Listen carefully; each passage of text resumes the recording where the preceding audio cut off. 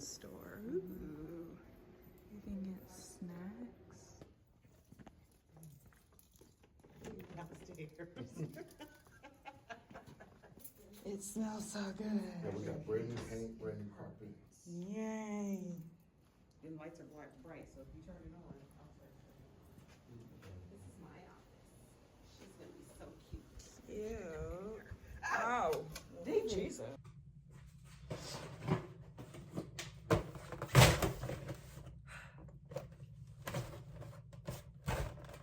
Finally.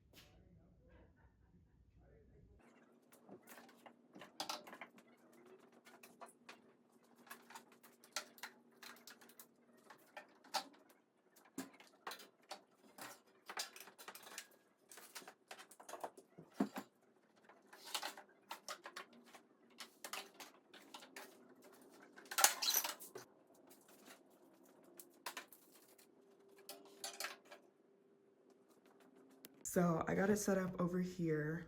It is plugged in now. I want to make sure that it'll open and that this won't get in the way of me.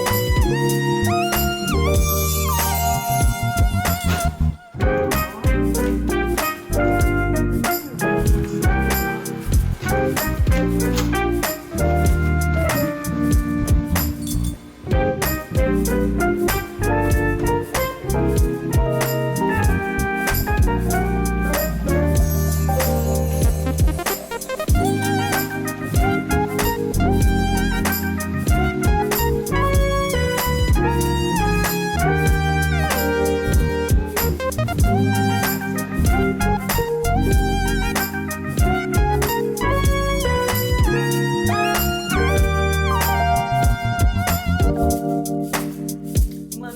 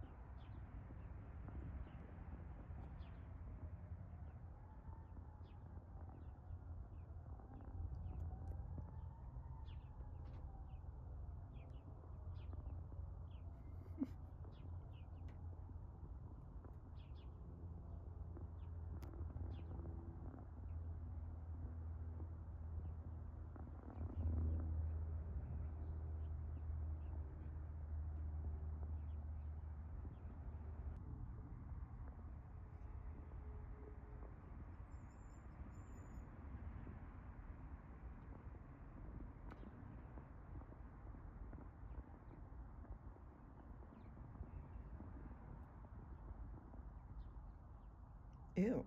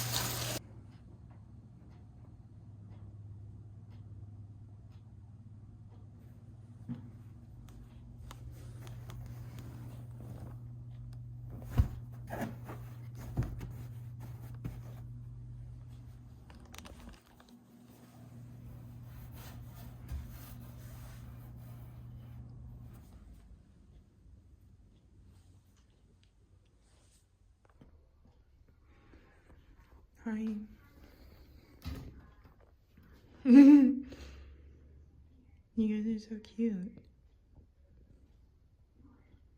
What are you doing?